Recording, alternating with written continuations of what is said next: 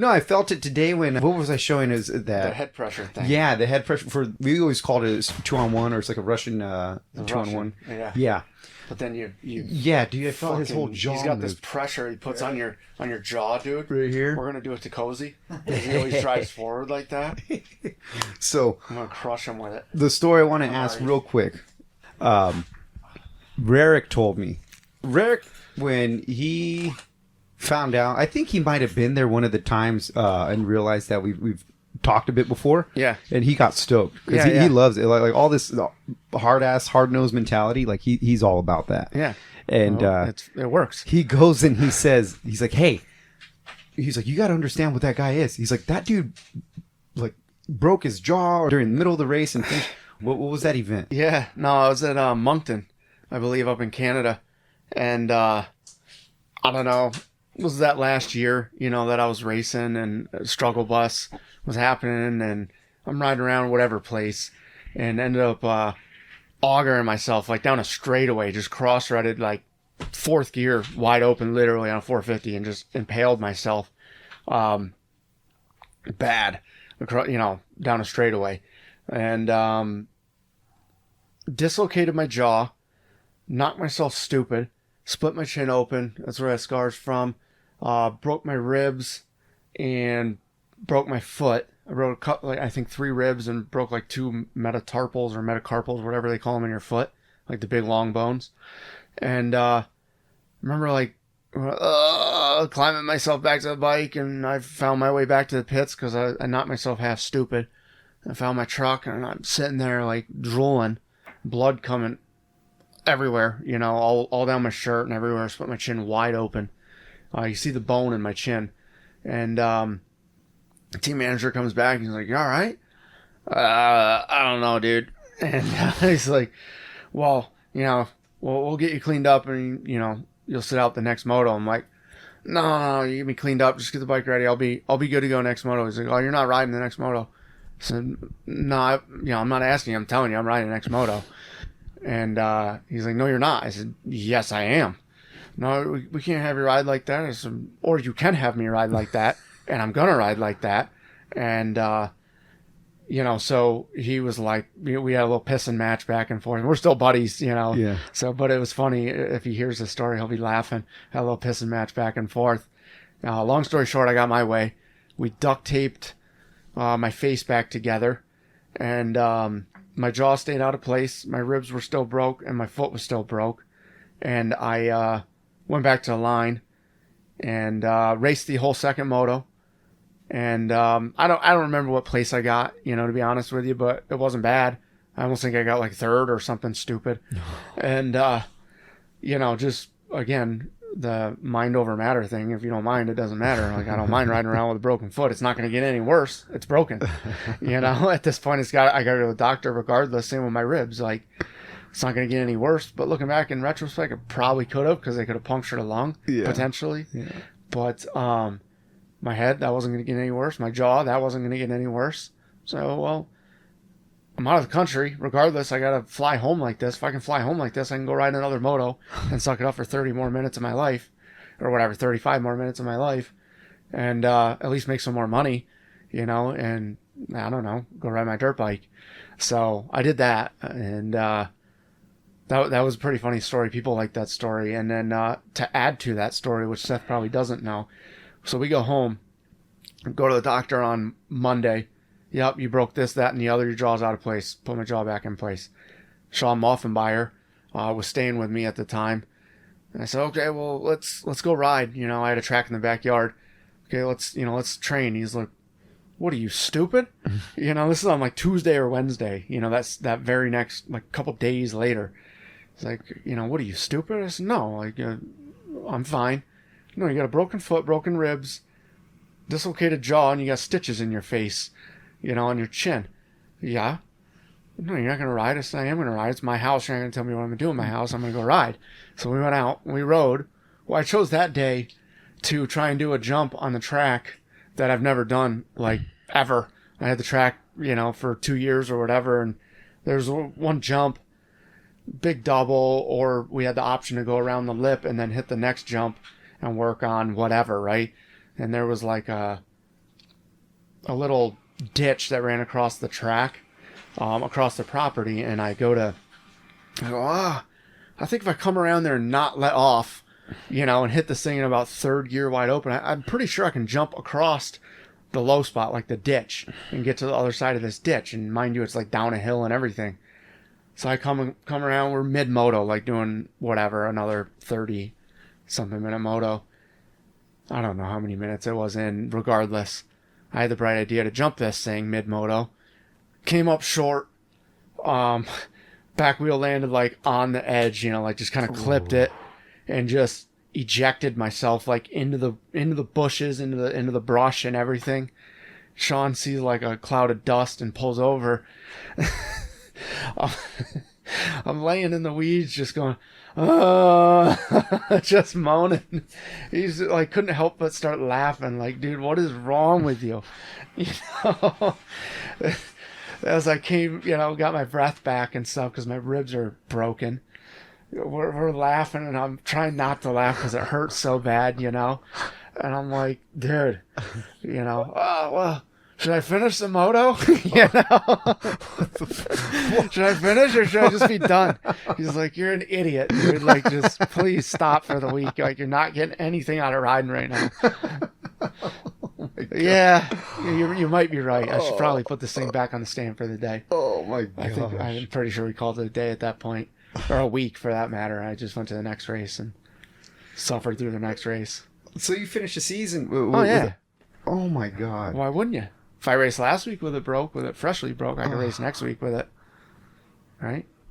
Damn. That was one thing I was cracking up with was every time I grabbed when we were going with that duck under with that spiral grip. Yeah. And you kept complaining because the screws kept popping out. Yeah, the screws in my collarbone are coming through my skin today. So. Yeah, I'm complaining. I got like herniated discs and stuff. And I'm like, yeah, my back's a little sore. And he's all grabbing his shoulder. I'm like, oh, your shoulder going to pop out? Nah, the screws are popping out. Yeah. Oh, my gosh. You win some, you lose some. It's funny. The soreness is kicking in just a smidge now today. You're welcome. Yeah, I appreciate that. That was nice. Mr. Bobby Kiniry. Been retired for a few years in racing. I have. What you been up to? Man, life, right? Life happened. I got done racing and went through a bunch of stuff to find myself in this position, doing pretty well for myself in the moment. I feel I'm happy with my job, I'm happy with life. Things fell into place for me pretty good. Took a little bit of self-assessment and a little bit of redirection after racing, but landed on my feet, man. Things are going well. Mm-hmm. When did you retired when did you retire completely from racing? Because I know you did quite a bit in the American Series and then a lot of Canadian stuff too. Yeah. I raced, man, I'd say my last year was probably 2014 or 15, somewhere in there.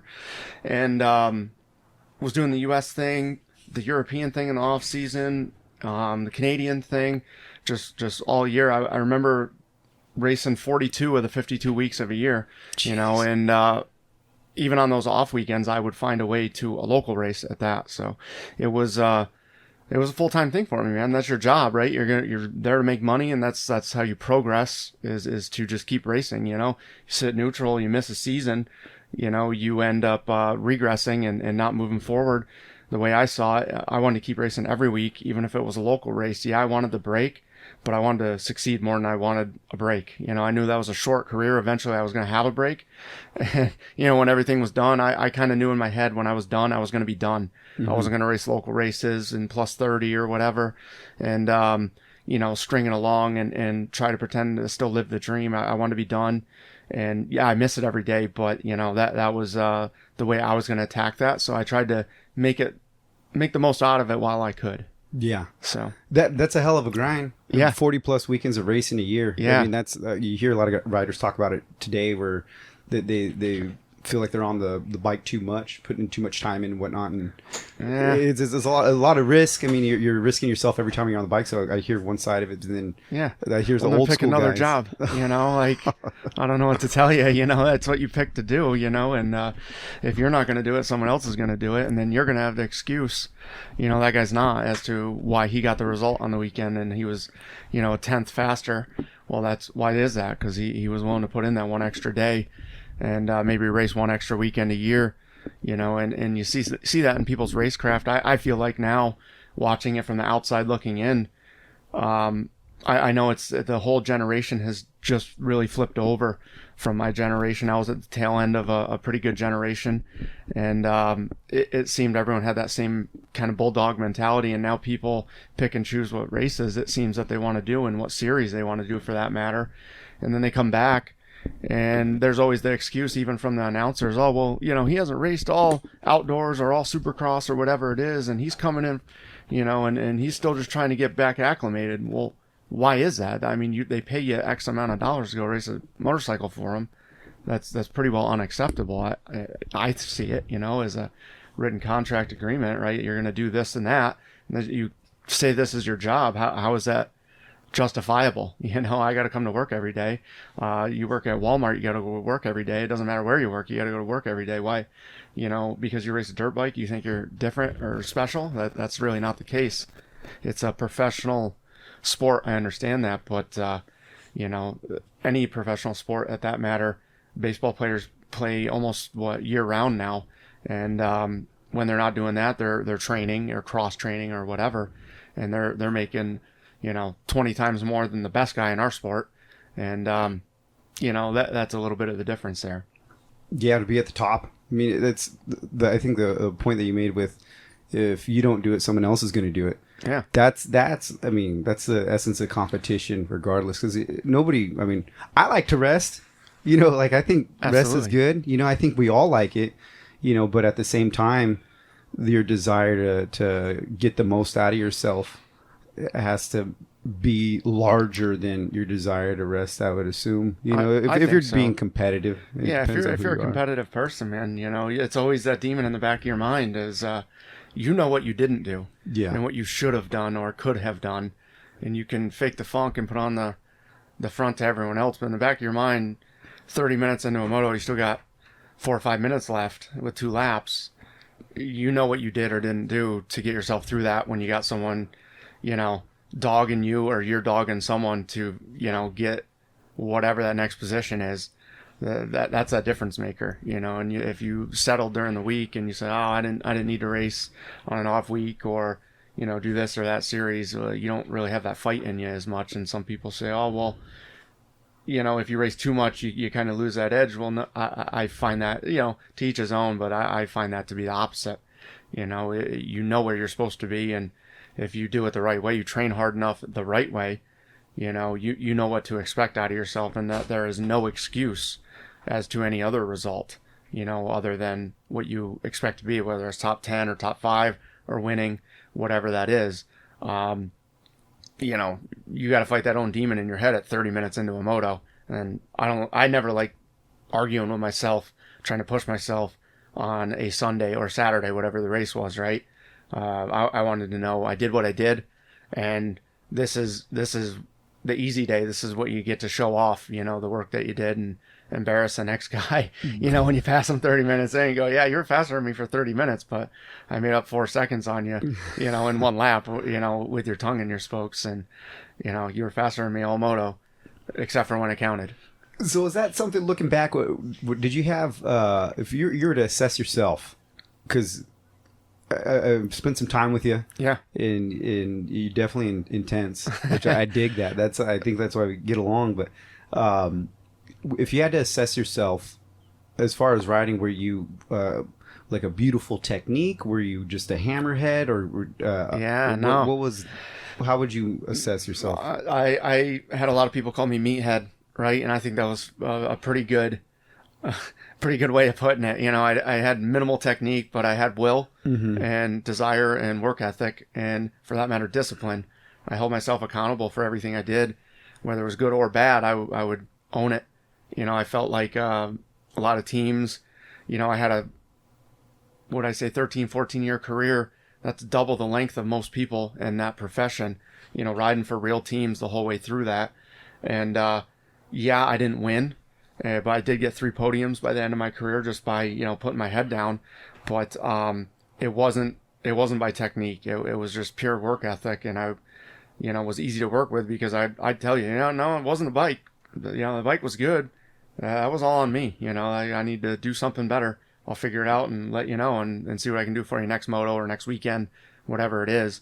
But technique, I did what I could do, but when it comes down to it, you're racing motorcycles. If I can hold it on longer than you, or am willing to hang it out a little more and bounce off stuff out of control and just have a little more grit, strength, and for that matter, balls, right? It will pay out for you in the end. You look at even Villapoto, he's admitted, I didn't have the best technique, but I didn't care. I was going to win. I was going to hang off the back and bounce off of whatever I needed to win. And I was that next group behind them, typically. But for me, a good weekend was, that 6th to 12th place is where I expected to be. If I was anything farther back, it was a bad weekend. I looked to be in that top 10 consistently.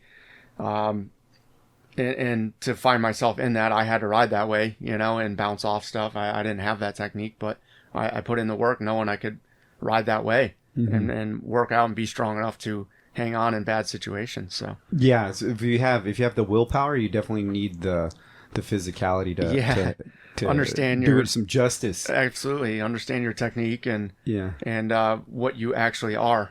Are you able to finesse things and conserve energy? I was not that way. A lot of people laugh, right? But that's fact. So. Did you grow up riding on nice equipment all the time, or no? How did that you start? know what? I started out. My father was a pipe fitter, and my mother just office worker. So middle class, and we didn't have much.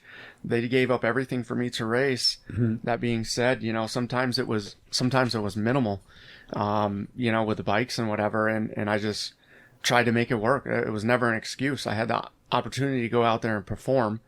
So I did what I could do with what I had always at any stage of life, whether that was training. Yeah, I didn't have the best gym or the best trainer or the best, recovery center or whatever, but I did what I could do with what I had. And I knew I did everything I could do. And going into the weekend, I didn't care that someone else had the other, next best thing. I didn't have that. I didn't have that option. So again, I'm just going to improvise, adapt, and overcome what I have in front of me and move forward, the best I can, try to get that result. So I learned that at a young age through wrestling, right? My old man was a wrestling coach, and a lot of the sayings, whether it's military or wrestling and all that stuff, just you replay in your head in tough times. And I knew I never really had the best equipment. I could see people coming up through amateur stuff that were given maybe a little better stuff. I worked for what I had, and it made it that much more gratifying to put my head down and go perform even at an amateur level and beat some of these people. And then, through that, you ended up getting some of the factory rides. I got picked up by Team Green when I was about 14.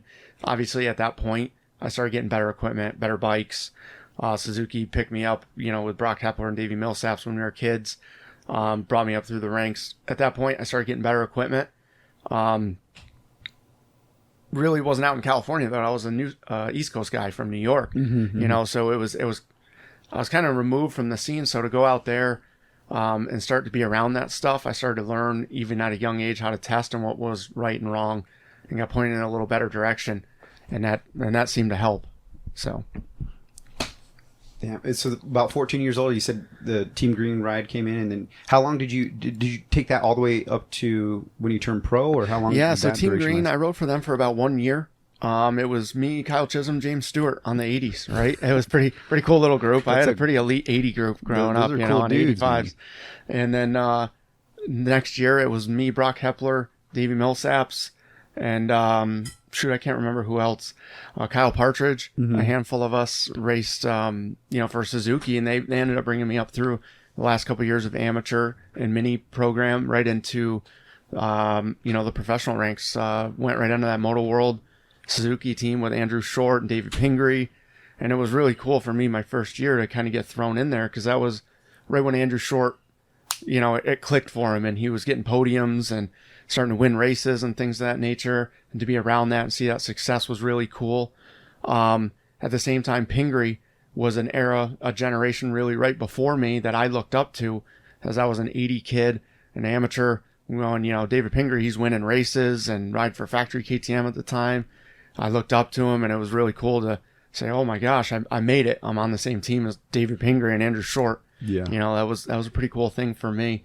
And to be around that and start to see, I didn't have some of the guidance when I came in that I see stepping back now that some of the other kids had that were maybe a little more successful, whether it's Josh Grant or Villapoto or someone in that nature in my general era.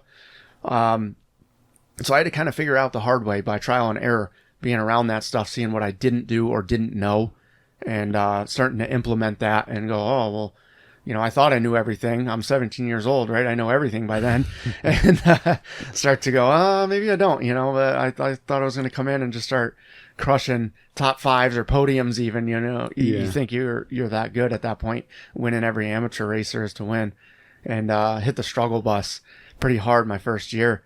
I think I got 17th in my first Supercross and 20th at my first outdoor.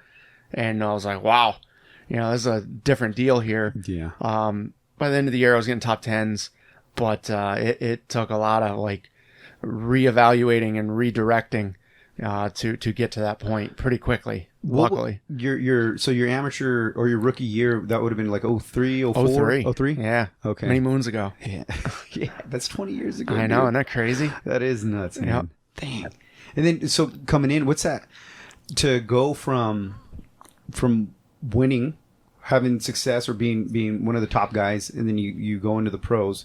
One thing that in my short time of being at the pro races, I've been there enough seasons to see rookie year for several riders, and long enough to the point where now some of them, some are personable, some get nervous. Some people, when they're nervous, they want to talk and vent and stuff, But I'll have a couple conversations with the kids, and the thing that always stands out to me is nobody expects you to do well unless you're. I think Faulkner maybe had some pressure. Yeah. Maybe Lawrence had a little bit of pressure, but you would have to be the premier guy. Absolutely. Deegan probably had some pressure. Yeah. Or the potential for the pressure to be there, right? But everybody below that, I almost think nobody really expects you to win. They want you to get out there and get your feet wet, really assess and see where you're at. Yeah. Because no matter what you did, nothing in your amateur career or at the compound or practicing with the rest of the pro guys, nothing compares to the gate drop at Anaheim 1. Yeah. A main event. Yeah. Every lap that you spend in those environments, it's exponentially more and more experience. Yeah. So it's that much more crucial that you survive that and you take everything in, and then that you're able to leave with that and then build off of it. So you kind of have to, you keep your expectations a little bit lower, finish all the laps, stay off the ground. Yeah. Because the only thing that'll prevent you from learning and progressing is going to be injury. Yeah. If you're there with it, if you are who we think you are and the talent that we think you have or that we know you have, you'll be just fine off of your ability. Yeah. To be where you need to be. But to accurately assess that and see how you handle pressure and all of those sort of things, you got to stay off the ground. And then to be able to digest and progress from that, you got to stay off the ground. Yeah, I think you're absolutely right. If we take a step back, it has now changed to that. So if you look at my era, really, I was one of the first kind of people that came out of amateurs and was fed right into a factory ride. You think back to the generation before me, whether it's Pingree or Brock Sellards or someone of that nature. I came in at the end of their career or era. They had to prove themselves before they ever got a ride. They didn't get really fed onto anything other than maybe Ricky Carmichael, who obviously, best of all time, had every right to go right to Mitch Payton's team. But it was like they jumped in, did a race or two, proved themselves. Robbie Renard, right? Wasn't on a factory team or anything like that. Had to prove themselves, and they go, oh, okay, we'll give this kid a shot. I was in that era that just started where they go, okay, we got these crazy amateur kids that, Team Green and whoever else picked up, and brought through the amateur ranks. And now we're going to feed them right in and they're going to get results. And I was one of the only kids that didn't have that. So if you look at Josh Grant or Villapoto or Dungy or Tommy Hahn, a lot of those guys came right in and just instantly podium, within the first 2-3 weeks of their career. I remember battling with Villapoto, his very first pro race. I think it was Steel City after Loretta Lynn's. And I was riding good that year, towards the end of the year. And we were going back and forth for like 6th place at his very first race. And it took me 3 years at that point to get to where I was battling for 6th place consistently. And I remember being so frustrated during that moto going, dude, I know way more than you. How is it that you're just some punk little kid? At that point, he wasn't who he was yet. And this punk little kid, trying to push me out of the way for 5th, 6th place or whatever it was. And, I'm a little more seasoned at that point. I got more knowledge than you, but he was that new era. Like I said, that came up and was expected to just win and perform, which he and Grant and Dungy and whoever else, right, did. And that's impressive to see because now we haven't seen that in years, right? The last handful of years we've seen kids come in and they expect them to just figure it out. And by the end of the year, hopefully you're getting top 10s or whatever, and you're staying off the ground and you ride the whole year for us and don't get hurt and miss half the season. We still got to pay you, kind of thing. Where I think Faulkner was kind of at that changing point. I think Jordan Smith were kind of right at that changing point where the people aren't winning instantly when they come in anymore. We need you to finish the season at this point, but they expected to be that kid that comes in and just throttles everyone and wins, and that's what probably put them in the dirt a lot because that's what they expected out of themselves, and they kept getting hurt and hurt and hurt and hurt and hurt, and finally people are going, what are you doing? Let's keep it off the ground. How about that? Finish the race. I don't care if you get 8th. Keep it off the ground for us. And so that's kind of changed now. But again, then we have an anomaly like Deegan, come back in and just, he did it right and kept himself off the ground and learned what he could learn. And we see him halfway through his first year. Now he's just winning, literally winning. Yeah. And that was a kid, especially when he did his debut. I think it was Ironman last year. And it was not a good showing. He impaled himself. Yeah, it was pretty bad. But that was one thing. I remember being there and seeing all that. But that kid took it so well. The most impressive part with that weekend was how he rebounded, and he wasn't no quitting that boy. Yeah, you know what I mean. And being straight up without knowing enough about him going into it. I didn't expect that out of him. I thought he was going to be same as a lot of other guys when they, there's some quitting them, and that kid didn't have any of it. If anything, what was impressive is how well he handled a bad weekend. And was like, shit, I'm going to step it up and rebound and regroup. Yeah. And then every time he's been on the track since then, at least in the pro setting, he's been better and better and better and better. And that to me, I think there's a lot of guidance that goes into that. Yeah. But also, you got to tip the hat to the kid as well, because at that age, he's the one doing it. He's the one doing it. But I got good advice when I was young. You probably got some good advice when you were... Absolutely. How much did you listen to? I knew more than everyone. Exactly. I was 17, right? You're a typical 17-year-old. This kid, that's impressive. To be coachable. Yeah, to be coachable. Yeah. I totally agree. And he's not a man yet. He's not even 18, if I'm not mistaken. And he's able to take everything and assess it and learn from it and actually implement it. Yes. There's one thing with learning it. Yeah. Anything in life. Yeah, I learned my lesson. Well, did you? Yeah, because you did it again. Yeah. But that kid honestly is able to do what some of the elites have done, whether it's Dungy, Villapoto, James Stewart, people like that are able to change as that season, their first season progressed, and by the end of the year, man, they're coming out on top, and it's impressive to watch. Yeah, because I don't know him from Adam. That kid was much younger than me. Mm-hmm. I think when I was retired, he was probably still in 50s, honestly. And, obviously you hear about him coming up through Loretta's and all this stuff. And, I don't know fully his track record coming through the amateur ranks. Obviously he had some good rides, but he earned them. He's winning everything, as you should. Yeah.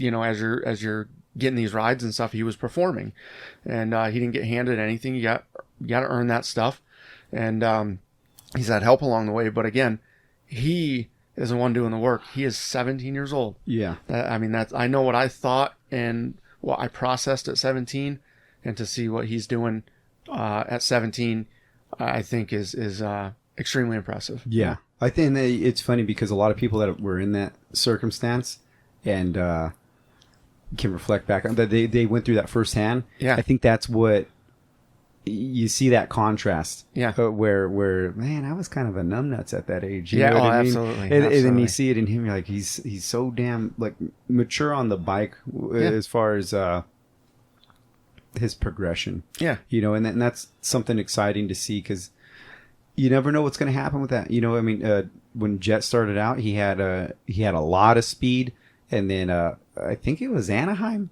Yeah, at Anaheim when he endoed into the or like nose wheelied into the face and got hurt. You know, and that sucks because obviously you see how well Jet's doing, and that the potential that was there, and he won right when he got his stuff regrouped. He won. Like it's the same thing, but you see somebody he's on track to being great. Yeah, absolutely. You know, and then Deegan, you see a very similar thing, a different way of getting there. Yeah.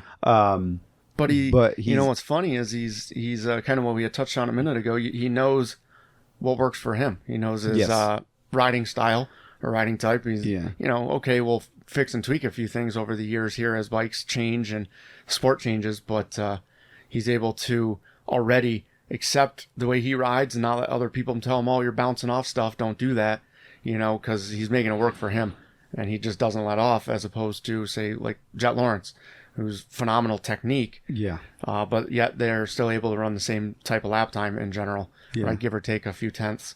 That's impressive to see both ends of the spectrum there. It does work, but again, you just acknowledge what works for you, and let's expose that and exploit that. Exploit that and to its fullest potential. That's rad. With so when you going back to you and your towards the tail end of your career, was it going from 42 weekends? So were you still like at the tail end? Were you still hammering hard, grinding every weekend and still absolutely. Damn. Yeah. So it's a job, bud. That was Canadian Nationals, U.S. Nationals, and then in the off season there, September to January, I'd head over to Europe, and like with Chisholm and Mike Brown, a bunch of us head over to Europe and race Germany and wherever, France, Netherlands, wherever else over there, all over the place. It was a pretty cool experience. Looking back, they're paying you to go on vacation ultimately and go get to have fun, race dirt bikes in Europe. It is a pretty cool experience looking back. You don't realize it in the moment. It's all gone now. You can look back and go, wow, that's a pretty cool deal. So it was fun. And how did the Canadian Nationals? How'd you do there? I did good. I saw the podiums in the garage. Yeah, that was pretty much a podium every weekend thing. Yeah, give or take. Won the King of Walton race one time. Got the big sword and all that stuff. That was a really cool trophy. Yeah. Yep. But pretty much most years was second or third place in points, and that Colton Fasciotti and Dusty Clapman, those guys, they got that stuff dialed up there. It was. I remember just going, dude, I just came, and I crushed like a top 8 in the U.S. and then this dude's still 3 sections ahead of me. Like, it was tough to swallow sometimes, but again, I just put my head down and did what I could do. And I remember a couple of years, if I didn't have one DNF, I would have won the championship, but it was just a motor failure. It just blew up on I forget what lap. Regardless, it blew up, and that cost me a championship on the last weekend. And I had like a 40-something point lead with 2 motos to go on the last race, and qualified well. I remember all that. I don't remember exactly, but I was riding good that day. Yeah. And 2 motor failures in a row. And I said, okay, well, I can still get second in points, if I just, podium the next moto. Yeah. And, cause third place, that Cornell Nemeth, he was from, Germany, I believe. I'm still good buddies with him, through social media. He's doing well. But regardless, I, had another motor failure. I ended up getting like third in points when I went from a 42 point lead to, third in points in the matter of minutes, pretty much. Jeez, man. So that was a tough pill to swallow because I had that championship wrapped up just through hard work. Just put my head down. Like Dusty Klatt was for sure consistently faster than me every week. Yeah. But I don't know. I had the little bulldog in me, and I'm like, I don't care, dude. I'm gonna find a way to beat you one way or another. You can be faster than me, but I'll wear you down, or whatever the case was. And we had a good battle that year. It was fun. Wow. Good memories. Damn, that's rough. That's rough. It's all good. So then when you're wrapping up, so you go from racing every weekend. Yep. And then you're I mean, by that time, long time to have your pro career going is 13, 14 years. Yeah. Which is, it's crazy to say, but you that's start a way getting of life. old. Yeah. But then you're to your point where you're talking about that realm of what you expected out of yourself, you kind of start falling out of that, and instead of staying into doing like what a Reed did, where he just loved with the game and staying in it as long as he can, wherever he's finishing and stuff. Yep. Or like Chiz is, I mean, Chiz is gnarly. Yeah. Like, him to do what he's been doing is just like, That's awesome. that's awesome. It is. But then for yourself, when you decide, all right, this is enough. Yeah. What was it like making that decision? Yep. And then what was it like going from all the way on to all the way off? Yeah, that was a tough thing. So my last year racing, I remember I felt as if I was banging my head against the wall all year. No excuse. It wasn't the bike. It wasn't this. I had every resource at my disposal. But to get the same results that I expected out of myself seemed to be twice the effort, twice the struggle. I needed twice the training, twice the focus. It seemed like it wasn't coming as easily. I mean, you just attribute that to age at this point. You know, the way I tried to explain it to people, they say, well, why'd you quit racing? Why didn't you just ride around? You know, you still had rides, whatever. I had a contract for the next year, and, you know, was still doing good and making money. And I said, man, I'm not getting the result I expect out of myself for the effort I'm putting in. I feel like I should be podiuming, you know, or top fives in the US, and now I'm struggling to get top tens, which was to me unacceptable. And same with Canada. You know, I expect to be winning, and after I fall or whatever, I should be getting at least second or third. And now I was like riding all I could with no falling or anything, trying to get thirds, and you know, I get a moto win here and there, and it was like unacceptable to me to do that. Same thing, go to Europe, I expect to win or podium at very least through a multi-night race, and it was like riding around in fifth, and then I'd win one heat or a main, and then like fifth in the other one. And I'm just like, something's not clicking here. I was falling a lot more. I was missing marks a lot more. I was making a lot more mistakes. Looking back, I can just say, okay, well, maybe I hit my head too much. You look at a cross-reference to NFL. I tried telling some of the guys on my team now. They said, well, why didn't you just keep going? I said, well, look at Peyton Manning, right? As good as he was at the end of his career, how much he knew about the game and how good he is at playing it, you know, being off this, you know, half inch on a throw or whatever is making or breaking a first down or a touchdown or whatever. And at an elite level, there's a fraction of a second or missing something by, you know, an inch is you either flying through the air upside down or, you know, and ending your season, or, you know, if you didn't make the right decision, you are going backwards or going down, one or the other. You know, your brain can't process stuff at that pace anymore. So I think that's why any elite sport, any professional sport, you have a age at a cap of roughly, give or take, 30 years old, right? It seems like anyone that was winning championships consistently in motocross, supercross, they get to about the age 30. If you look at the track record, where there's Jeremy McGrath, Jeff Stanton, even earlier, right? They get even to their late 20s and their off button starts to get flipped, you know, and it's unacceptable for them to ride around in third, fourth, fifth place anymore. Say, this isn't who I am. This is not what I'm about. I'm going to be done with that. To me, it was that same thing.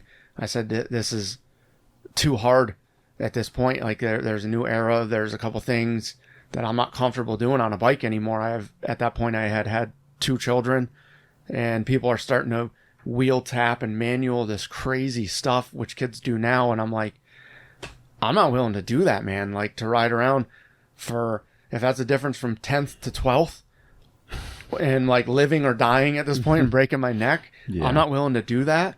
The sport's changing a little bit, and I'm not comfortable doing that. I don't know that this is smart for me to do. What had happened ultimately to end my career was I was out of the country racing with a couple people from the U.S., a couple other countries, right? Ended up doing this rhythm section that no one else was doing. It was much faster, but you had to seat bounce, a 3-3. And nothing different, but I ended up seat bouncing the second one. Somehow, some way, went into an extreme endo, like just full upside down, right into the face of the third one, and just entangled my legs in the bike, flung me. I don't really remember the rest of the crash, and knocked me a little loopy, right?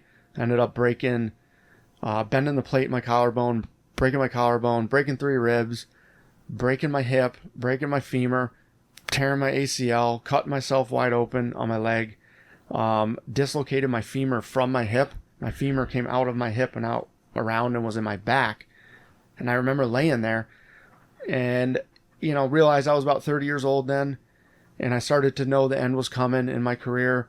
Started to go, well, when I finally scare myself, I'll be done racing. When I, finally go, this is near the end. And I remember laying on the ground and I thought 100% I paralyzed myself. And I'm like, what am I going to do? I'm out of the country with my brand new born, like 2-month-old baby and my wife. What are you doing, dude? You just paralyzed yourself before I could feel the pain. And I was scared to move because I thought that I wasn't going to be able to move. So I remember moving my arm and I go, okay, I can move my arm. That's good. Let me see if I can move my leg and try and get off the track. Because I knew at that point I had the sense enough to know I was laying in the middle of the track on the backside of a rhythm section, which is a bad place to be, obviously. I go to move my leg, and then all the pain set in, and I'm like, oh my gosh, that's the worst pain I've ever felt in my life. And at that point, I go, what are you doing? That's it. You're done. You're out of the country. This is stupid. We need to shut this down. You got a family to take care of. At this point, this is consistently happening. You're hurting yourself more and more consistently. I broke earlier, at the end of outdoors that year, I dislocated my jaw, split my chin open. That's what that scar's from. I know you guys can't see it right now, but I've been staring at it this whole time. Got a big scar on my chin, dislocated my jaw, broke my ribs, broke my foot, and that was just like 2 months prior to that. And I kept racing through it because that was my job, right? But it seemed to be happening over and over again, and I just saw the writing on the wall, like, bud, time to move on at this point. Like, switch game plans here. So for me, end of the road there, I said, my whole life, when I'm done racing, I'm going to be done. I'm not going to be, racing plus 30 at the local races. It's just not instilled in my personal brain, the way I'm wired, to chill out and just accept, being a little slower or whatever. I want to have the memory of being one of the elites, being one of the 10 best in the world or whatever. At that, and I'm gonna remember what that feeling felt like, and I'm gonna always think in my head that I'm capable of doing that, whether I am or not anymore, right? That's debatable. But I went out, the way I felt like I need to go out. That was a pretty obvious sign, that I need to change directions. So that being said, I changed directions, and my world flipped upside down at that point. So had to redirect and reassess and change a whole direction in life, leave everything I've known and done and been and who I thought I was behind, and set all that aside and figure out how to grow as a person and pick up and move on. As you went out on your shield, pretty like much a true warrior. Tried, yeah. With that of how you had to, with everything going upside down.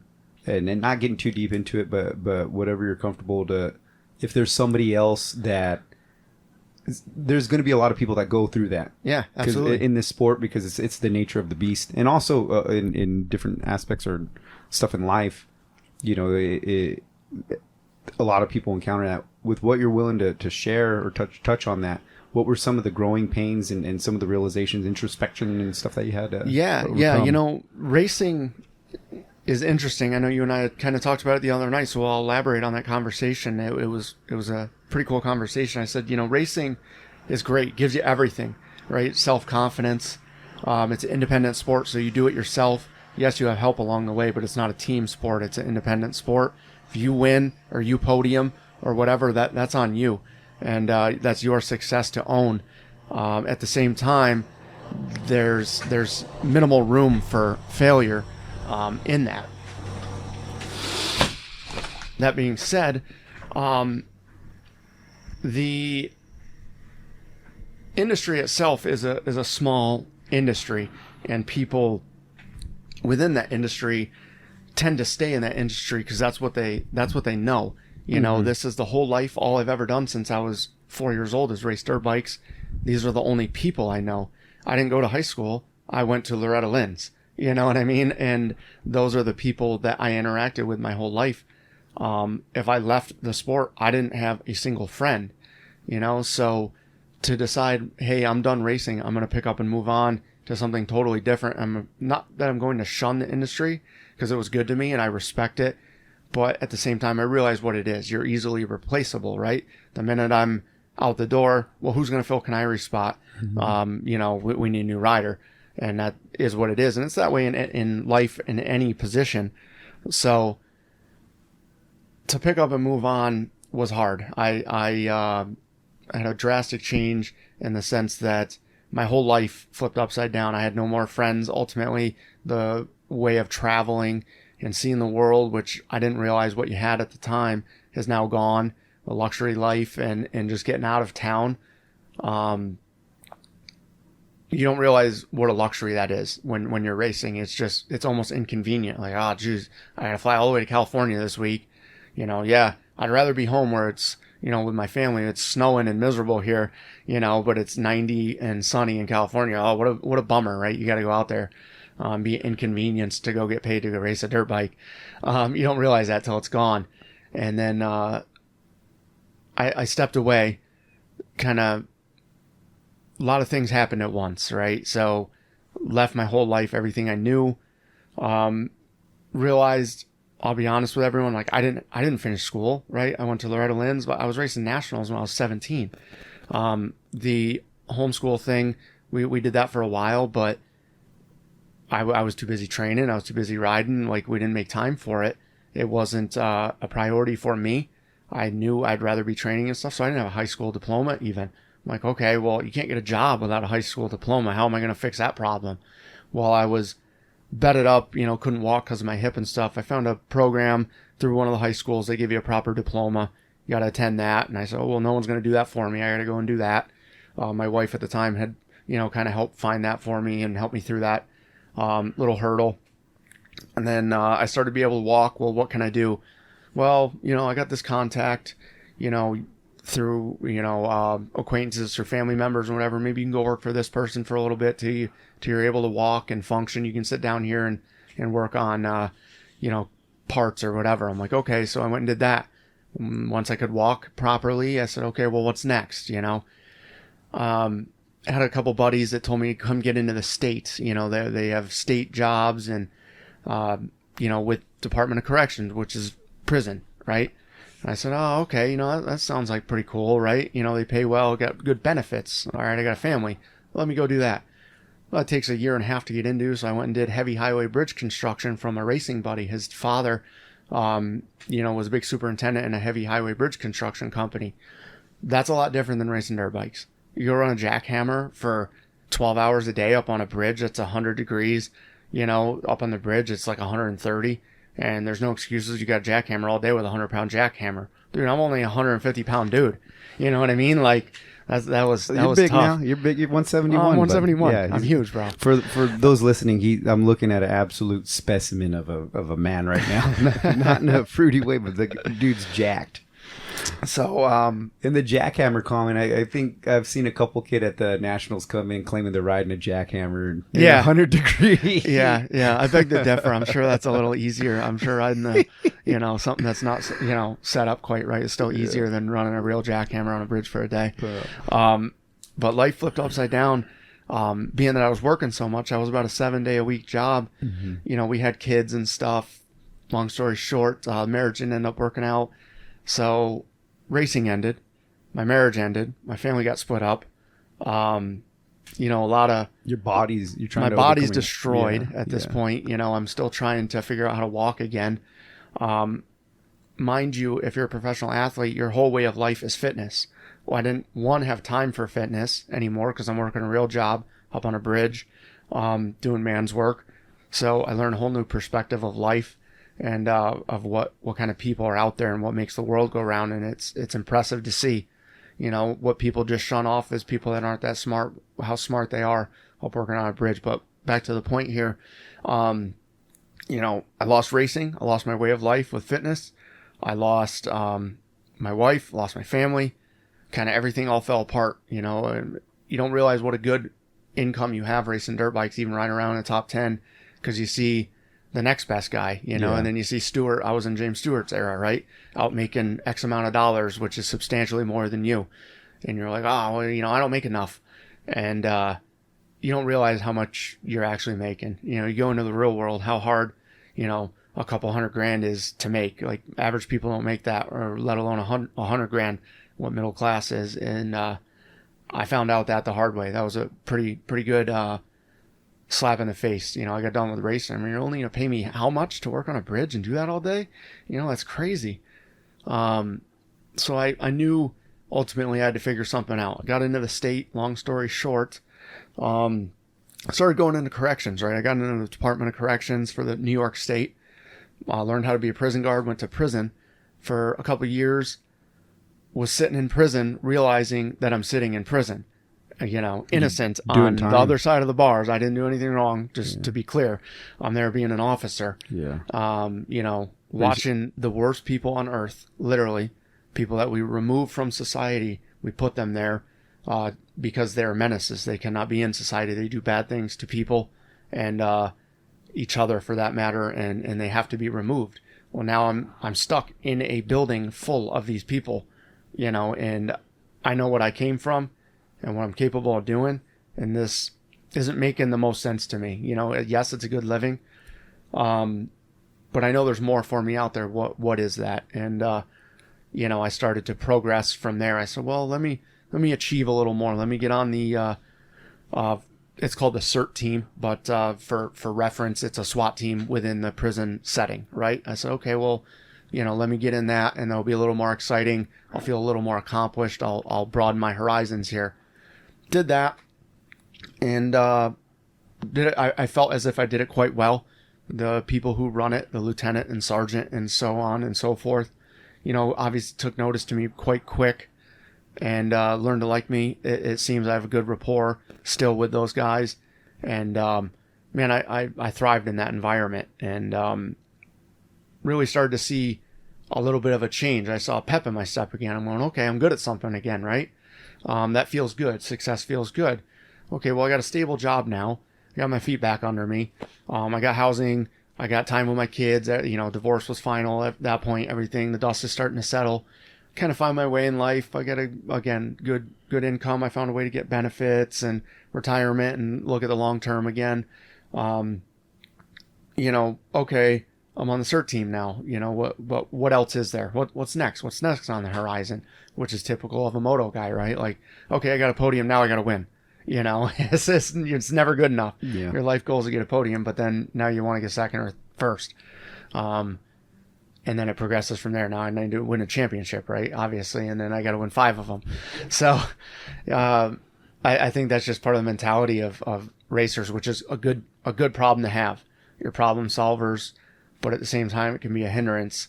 You have to learn to control that. So I moved forward, ended up getting called out a few times and kind of shining on these call outs, on activations, if you will.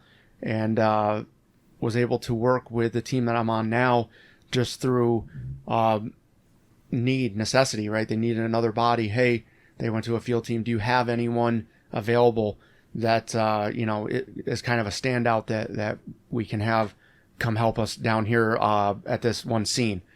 And my team said, oh, yeah, we have this crazy guy, Rob. He'll go out there and he'll do whatever you need him to do. So they called me up. Oh, you're going to go work with these guys for the day. I'm like, oh, wow, okay, these guys look legit. Okay, cool. And it just progressed from there. Mm-hmm. And then, so now with what you're doing, or at least what you're at liberty to touch on, obviously it's very specialized and yeah. It's a bunch of exceptional guys, and it's really like the cream of the crop in your realm or your discipline for what you're involved with now. Yeah, it's a pretty cool thing. I worked my way through there and ended up hearing that there was a tryout for the New York State hostage rescue team. And my lieutenant and sergeant said, hey, we think it'd be great for you to go try out for this. We think you'd be a good fit. You're, great at fitness and you're a very intense person. You're very thorough. You're very X, Y, and Z. We think that you would fit the mold well. What do you think about trying out for it? Obviously, my eyes lit right up. Like, oh, yeah, absolutely. 100%. Let me backtrack here. So I, after racing, looked into getting into the military. I wanted to go be a SEAL or a Green Beret or something like that and do service for the country and just be challenged, right? I wanted the challenge. I needed the fitness challenge. I needed the mental challenge. I wanted to learn something that I don't know and become good at something that I'm not good at and be challenged in a way that I've never been challenged.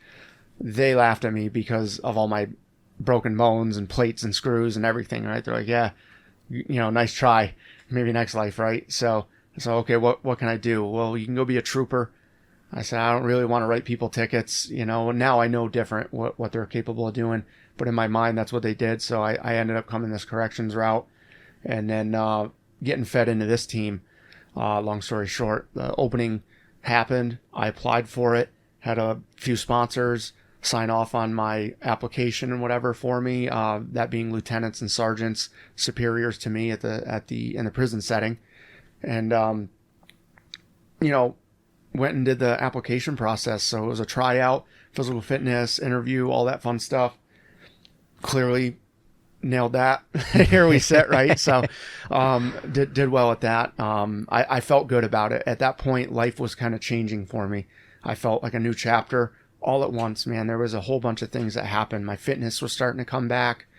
I was regularly training again, just for me, for my own peace of mind, for my own body to feel good again. I didn't like sitting stagnant.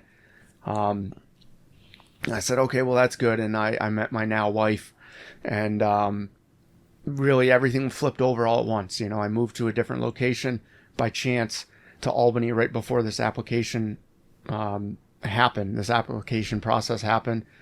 To be on this team, you got to be in Albany, which is the state's capital, the state of New York's capital.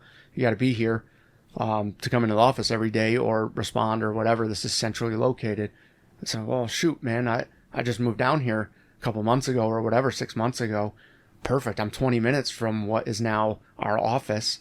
And it just seemed like every piece of the puzzle, just through hard work, which I'm sure we'll get into discussing here in a moment, and putting your head down and self-assessment, fell into place. This team I'm on is a bunch of beasts. Yeah. Everyone on it is very well educated, which was foreign to me. I didn't go to college. Obviously, I raced dirt bikes. I just gave things gas more and more, right? But they're smart dudes. They're driven dudes. They have that moto mentality, right? It's a different setting, but I found friends again, right? I found like brothers, just like we do with racing. You have your core group. These guys act the same as what I grew up, around. They act the same. Fitness is a priority.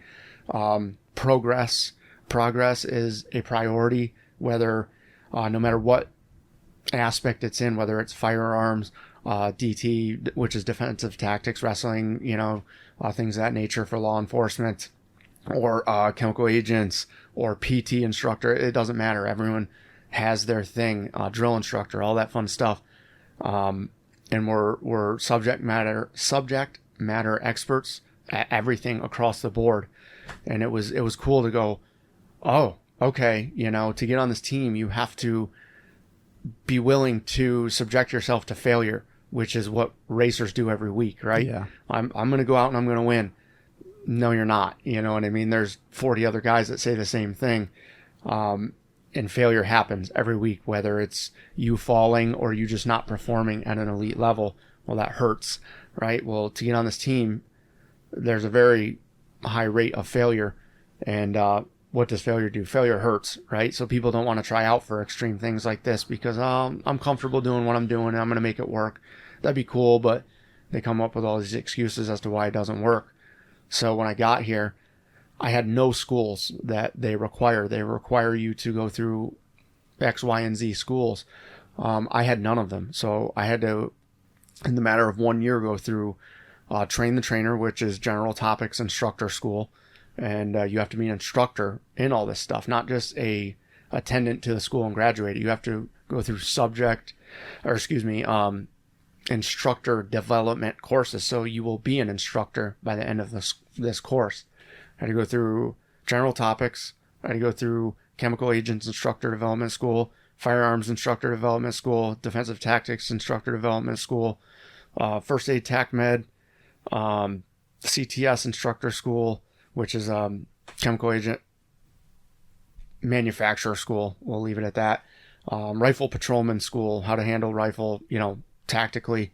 I'm forgetting a whole bunch of them. We go through every school under the sun, and it's great. It is an awesome challenge. And being that I raced my whole life, I never had to subject myself to written knowledge, book knowledge, and having to study like that at that intense level where you either memorize and learn this stuff. You see these books behind me, they're 3-4 inches thick, literally learn them beginning to end verbatim. I mean, literally verbatim, 1.5 page definitions.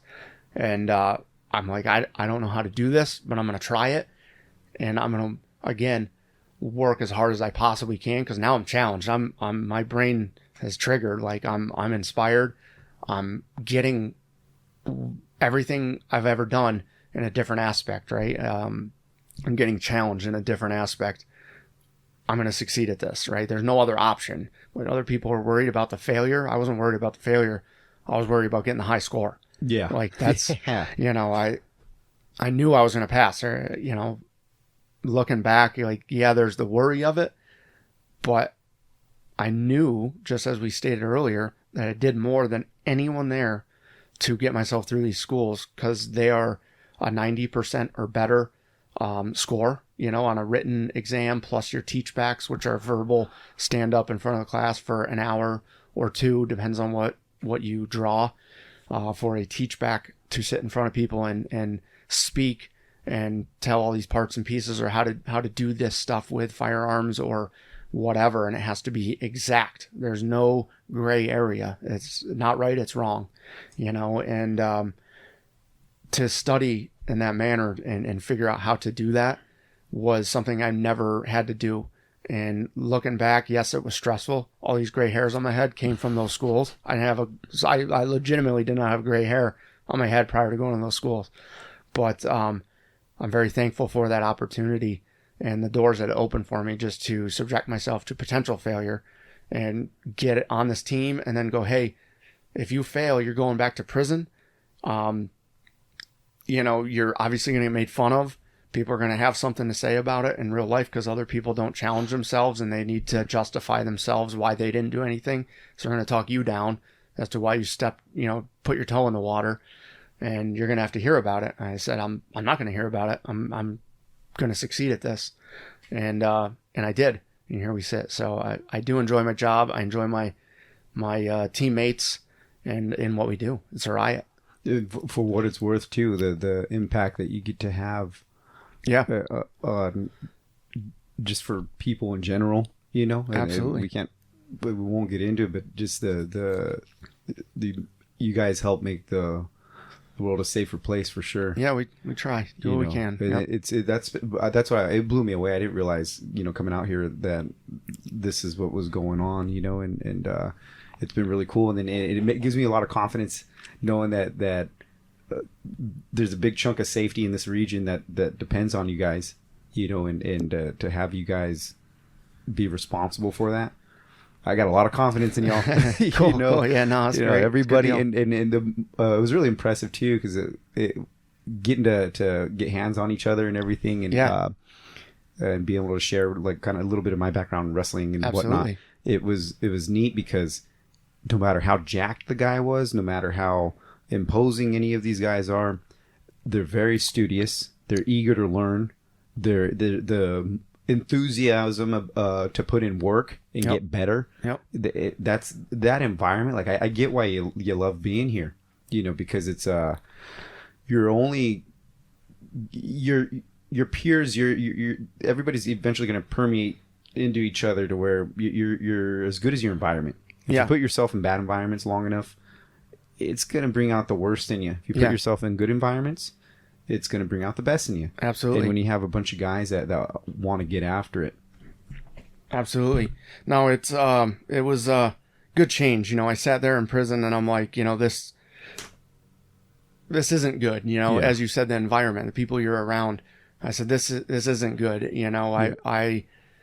Yes, I have a good job, but ultimately long term, this isn't going to work for me. I need to find something else that's bigger, better, more challenging, around the type of people I know I need to be around, which, are driven, studious people of whether it's life or subject matter. I want to be around people that want to thrive and progress daily. In prison, that's hard to do, right? You're stuck in concrete walls. Even the officers, they do a great job in there, but some people are content with that, and we need those people in the world, and that's great because they deal with these people.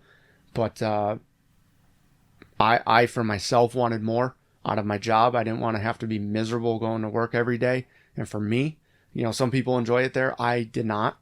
And again, to each his own.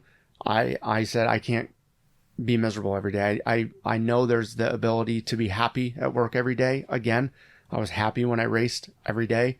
You sometimes piss and moan about bike setup or whatever, but that's fixable, right? You have surrounded yourself typically with good people that are willing to help you at that level, and we can fix the problem. Well, I didn't have people around me to help fix the problem. So how am I going to fix that problem? No one's going to do it for me. I got to fix this problem. Let's start looking at other options, looking at other avenues. When people get content, they don't really look for those things. I think there was a cool saying that stuck with me that I believe Tony Robbins says. He said to everyone in the class, close your eyes. When you open them, look around the room for everything that's brown.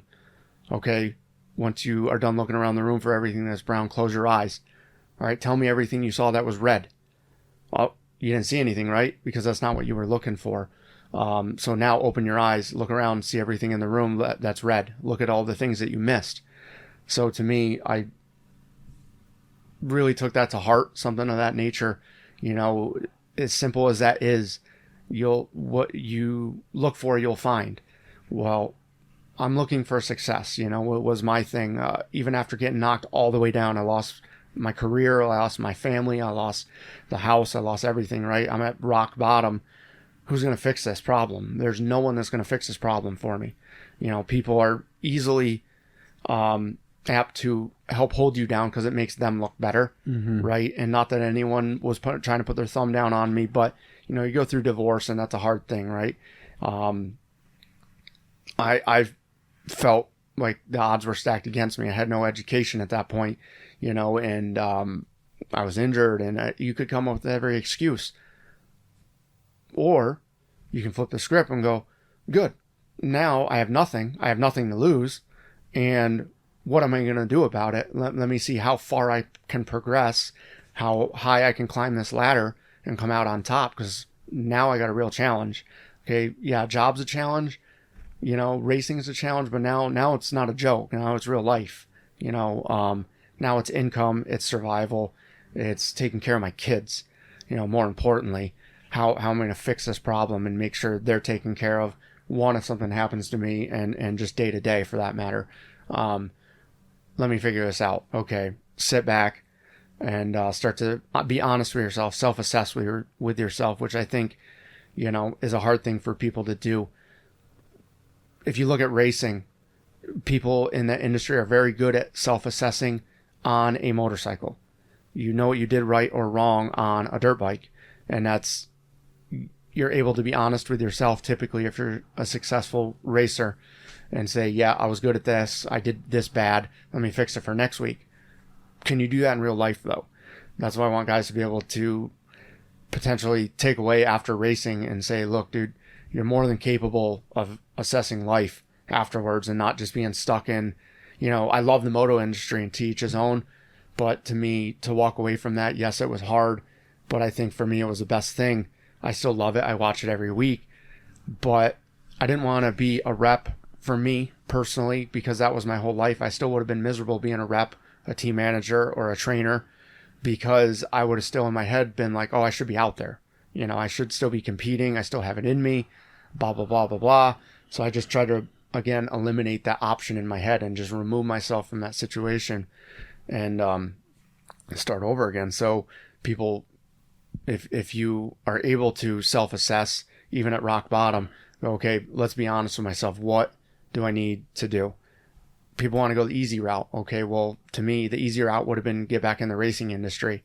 But what would that have done for me? I feel for me personally, I would have been miserable. Do I want that? No, I don't want that.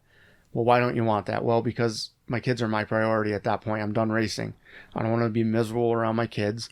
Well, if I go back in the racing industry, am I going to see them as much? No, I'm going to be gone every weekend. Well, I'm divorced now. I get my kids on the weekends. They're my priority. They're two straightforward answers. No, I can't go back to racing. Now what? Well, this, that, and the other. Let's try these fields. What are you interested in? What do you want to do? What's going to challenge you? Let's start down this path. As I started down that path, I started to go, okay, well, things are better. I got a good stable job, making good money, and things of that nature, and getting the necessities under me. I said, okay, well, now what? Let's be honest with ourselves. What do I need to progress? Maybe, okay, not, let's start with not dwelling on what I don't have. Let's start with not looking at negative things, and what I used to have and now I don't.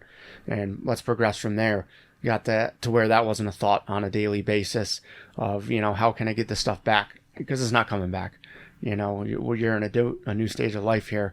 Let's move in a whole different direction and become a new person. Who you are right now is not who you were yesterday. It doesn't have to be.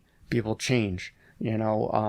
If you have the discipline to change and follow that change, consistently be disciplined of it and commit to that, you will be able to manipulate and change the world for yourself before your eyes, honestly. In a matter of about 2 years, like I said, life flipped upside down. Got my legs back under me, was in the prison for 3 years. And then I said, no, that's enough. I'm looking for only building blocks here. All right. Got over the divorce thing. And I said, all right, I'm shooting for the stars now. Let's go. How am I going to do this? And started looking around for positive things and openings and putting my head down and working at work. And it opened doors for me, and those doors just keep opening really as we speak. They're opening. So. Well, you can definitely see it through discipline and hard ass work, man. Especially for today, like what you're talking about. Just say with mat time is almost therapeutic for you. Yeah. Getting time rolling. Yeah. You come back from a training and you're like, man, I've been off the mat for a couple weeks. I don't feel right, and keeping that routine. And when we talked about at dinner, just having that, having your thing that you got to do for yourself to make yourself, a lot of us, especially competitors, have some sort of a warrior spirit. Yeah. Right. In competition. I mean, the guys, when you guys go racing, that's, I look at that, that's war. It is. You know what I mean? When I came up, I came up wrestling, and that was my experience with competition. And Yeah. there's so many things that I see that both disciplines have in common. Absolutely. It's as much as it's a team, it's straight up individual sport. Absolutely. You know, on a wrestling team, there's multiple guys going to try and be at that specific weight class, and you got to be the guy this is my spot, dude. Yeah, I'm the A absolutely. guy. So then in racing, same thing, you get a little bit more support, and the first guy you want to beat is your teammate. You don't want those guys getting all the shine, you know. Yeah. And so then you come into you know, with what you're doing right now, and having that therapy, being able to you have to be that animalistic warrior spirit. If you got it in you, whatever that translates to, you have to exercise that and keep that blade sharp. But you shouldn't point that blade or poke anybody with that blade that's within your family that you're trying to protect, or that you love, and all that kind of stuff. Yeah. And you need to know, you need to be disciplined enough to be that gentle, caring, Yeah. you know, Totally. bit of stability. Yeah. You know what I mean? And that's, I've learned that with my marriage. You know, my wife, she's pretty cool, and any of the stuff that I think is cool does not impress her. Yeah. At all. Like absolutely. if I'm doing jujitsu, she's like, dude, why are you rolling around sweaty with dudes? And Yeah. if I ride dirt bikes, like, she's only been to professional races with me. Yeah. And so when she goes and her first race, she sees Eli Tomac killing it, and she's standing trackside or whatever. And then so then she goes and watches me at the track, and I'm like trying to shake out arm pump because I ride once a year. Yeah. You know what I mean? And she's like, is there something wrong with the bike? And you know, that kind of stuff. Yeah, me on it. I'm not going to impress her at all, you know. And then it's Yeah. just like, then you're with somebody that that cares about you because they found something in your character, which is the coolest part. Yeah. You know, but you ain't gonna impress them with all that cool shit. You're only gonna, you have to be you know, and that was a kind of a different perspective for me. But she ain't into the stuff I'm into, which is all good. But that means that I have to spend the time to do my thing on my own, and she could go do her thing, and then that makes me a lot, I guess, a lot more better. It makes me a lot easier to be around. Yeah, absolutely. You know, I'm not so antsy. You know? I mean, we're guys, right? Like, we're competitive guys. You know, you have that savage mode in you, right? Yeah. You gotta get that out somehow, some way. You know, to be able to offer your best to, you know, your significant other, right? If you don't have a way to get rid of that competitive nature in you, or savage mode, whatever you want to call it, you know, you're more than likely going to bring that home. I found that in myself, you know, through honest self-assessment. I go, dude, you know, I love to work out and whatever. I came to realize that that's my release. You know, that's how I get away from everything in my head, whether it's stress with real life, you know, just adulting or whatever, or the job itself, you know, doing what we do, and as busy as we are and the things we see, do, whatever, getting out, working out, exercising your brain, that's so healthy for you anyway. And that became my release. And now again with, as you and I are saying, rolling, if people aren't understanding that, that's, you know, wrestling, jiu-jitsu, boxing, whatever. We went out and rolled before this session here, and you know, that gets a lot of that out, you know, and you feel good about yourself. You can go home, and now I don't have that edge on me, you know, that sharpness on me anymore. I'm ready to just kind of be my best father at home for everyone. I you know, I don't need to be in beast mode when I go home. I got it out. Yeah. I did it at the gym, or I did it at the mat, whatever it is. I did it at the track, and you know, I feel better about, you know, where we sit now. Yeah. So, and the other thing too is that what I like about it, you get a better read on the company that you keep.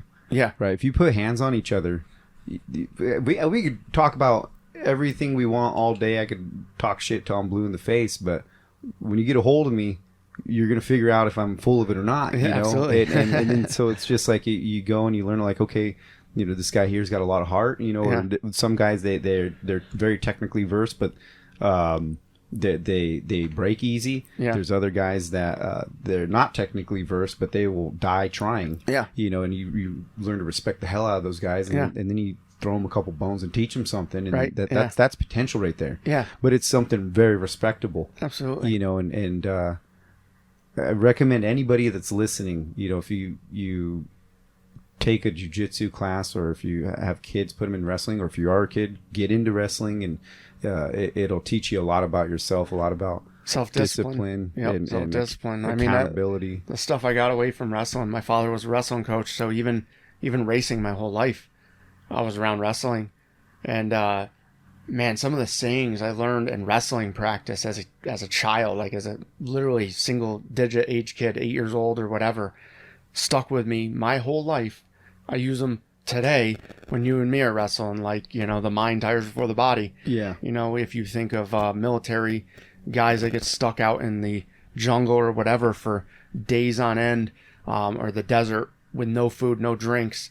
Me and you were hungry for lunch, and we say, "Oh, I'm starving and I can't take it." You were hungry for lunch. Your body is capable of so much more than what it's telling you it is capable of in that moment.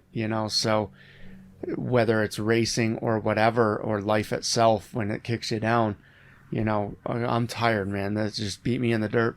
No, you're just telling yourself you're tired. You're accepting that you're tired. Yeah. Your body, if you don't acknowledge the suffering that you feel right now, I'm referencing training, right? Like whether it's marathon running or racing moto, right? If you're able to physically put one foot in front of the other to run a marathon, then why can't I do it at a faster pace, right? Okay, well, if I'm able to stay on this bike and literally not pass out, then I'm going to do it, and there's going to be no excuse. I'm going to maintain that same lap time. And okay, my elbows might be down and whatever, but the lap time didn't show it. You don't acknowledge that suffering in your head. You just black it out, or tell it it's wrong, or prove it that it is wrong. And that you don't need to acknowledge it. It's just it's a sign from your body that I'm getting tired. Getting uncomfortable. I'm getting uncomfortable. We'll be comfortable being uncomfortable. Yeah, that's a pretty good one as well. If you train that way, it's normal to feel like that. If you put yourself through that daily, people say I need rest days. Yes, it's not a debate that yes, you can overtrain, but what real overtraining is a lot different than what people think it is. You get yourself to that dark place of suffering and live in it, and learn to be there, physically with training, especially as an easy reference, right? You go to the gym and you go, oh man, this sucks, I'm sweating, and okay, well, can you move? Okay, we'll keep moving. That's not acceptable. So being comfortable, being uncomfortable, well, that's applicable to life itself too, right? So again, go back to my schools. I didn't know how to do that stuff. I'm very uncomfortable reading written material that elaborate, and those books that are 4 inches thick. I don't know how to dissect that, but I love it because it's uncomfortable for me, and I'm going to figure out it's not going to get the best of me. I actually lived in those because it was so uncomfortable. It made me realize that I had a flaw and I had to fix it. Yeah. And so let's live in this shitty spot until it's fixed.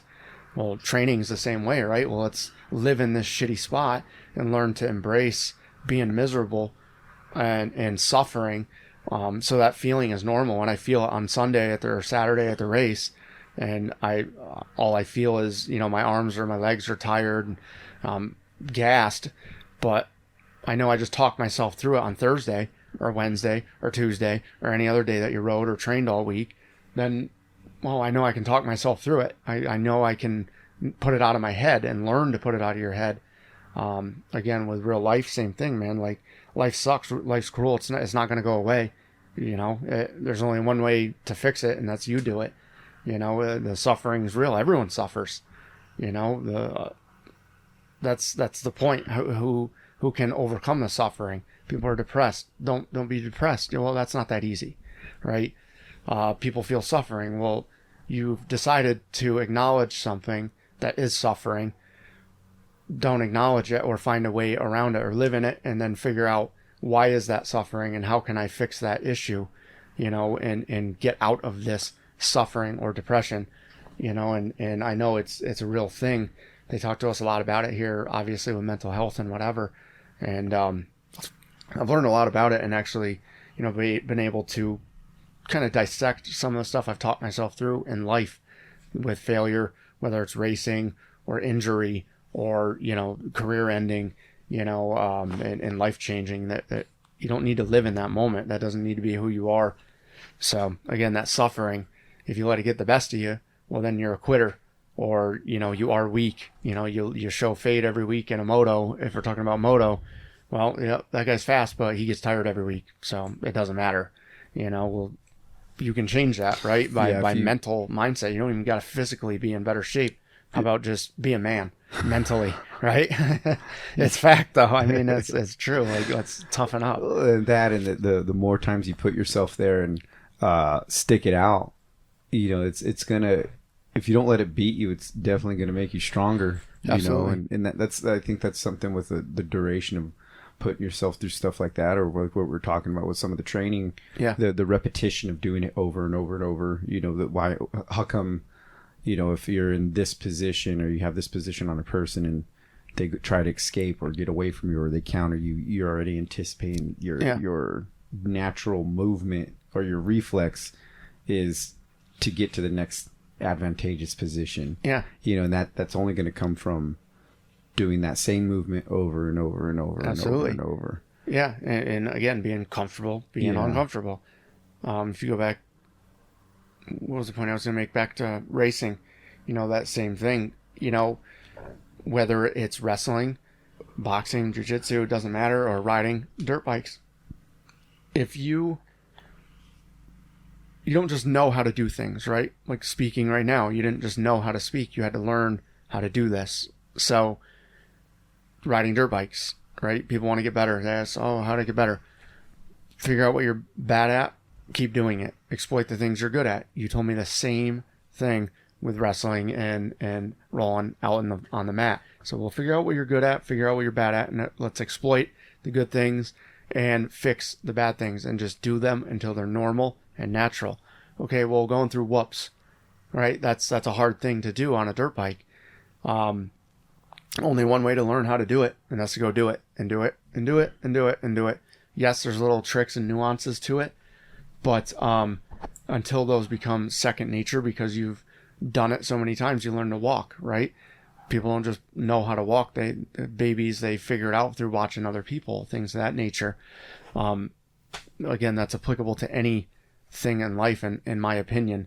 Everyone looks for, well, I don't know how to do that. Well, let's figure it out. We live in a pretty different time now where you don't know how to sew or whatever, but we have this very useful tool in our hand. Most of us have access. If you're listening to this, you have access to a phone. Mm-hmm. All right. More than likely have YouTube. Pull up YouTube, how to sew, and it's up to you to decide that you're going to learn how to do whatever it is. It's funny you say that because I got done racing and I said, well, I want to do triathlons, right? I need to be challenged physically. I didn't know how to swim.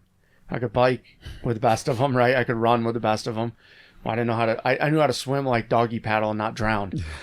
And I said, well, how am I going to do that? At the time, I'm like, went through my divorce. I didn't really have enough money to go pay for a coach and all this stuff. I said, well, shoot, I'll look it up on YouTube, and like followed this one triathlon guy, and he gives you every nuance of triathlon swimming. And learned how to swim, everything from sit on the edge of the pool, hold the edge of the pool and stick your head under the water and breathe out. Now look back up and breathe in. I started at that level. Damn. And now, can swim for miles, literally, and it's what you pick and choose you're going to be good at. Just because you don't know how to do something right now doesn't mean that you can't figure out how to do it. You just got to put your mind to it. That's perfect. Dude, I think that's perfect. Well, with that, I think we could wrap it up right there. I know you got a bunch of stuff to do, and we've been at it for the last couple of days, and My body's I appreciate whooped. it. Good. My body's whooped. Good. Now I know how we feel like every week. Right? Yeah. No, I really appreciate the time coming out and you're showing me around and let me get some Absolutely. time in with you guys. That was really, really cool experience. And Well, I'm glad to have you. This was a riot. I'm glad we got to expose you to it. And I look forward to having you back. And we'll get some shooting in or something next time. It'll be fun. I can't wait. Well, cool. Well, cheers and catch you after a while. Thanks, dude. Thank you.